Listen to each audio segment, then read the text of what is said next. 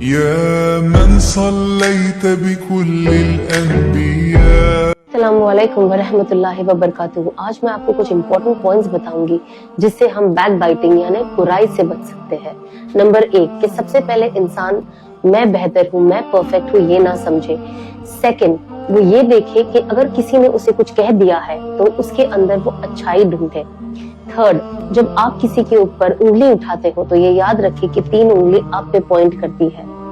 Number 4, जब भी हम जब लोग आपके लिए कुछ कहते हैं या कुछ ऐसे पॉइंट्स आते हैं तो हम ये कोशिश करें कि हम उसके अंदर कोई एक्सक्यूज निकालें। जब हमारा ऐसा कोई मामला हो तो हमारे लिए लोग एक्सक्यूज निकालें तो आप भी उसके लिए एक्सक्यूज निकालें।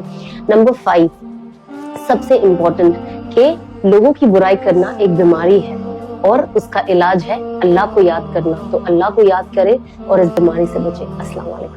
कई तवक्कुल की मिसालें कुरान और हदीस में है, जैसे हजरत मूसा अलैहिस्सलाम का वाकया। अब सोचिए, हजरत मूसा अलैहिस्सलाम जब अपनी कौम के साथ दरियाए नील के सामने खड़े थे और उनके पीछे फिरौन का पूरा लश्कर था, तो जाहिरी तौर पर तो कोई रास्ता नजर नहीं आ रहा था। समुंदर सामने था और दुश्मन पीछे। उस वक्त अगर कोई आम शख्स होता तो शायद घबरा जाता, मगर वो हजरत मूसा अलैहिस्सलाम थे। उन्होंने बस इतना कहा, इन्ना मइया रब्बी सयादीन, मेरा रब मेरे साथ है, वो मुझे रास्ता दिखाएगा।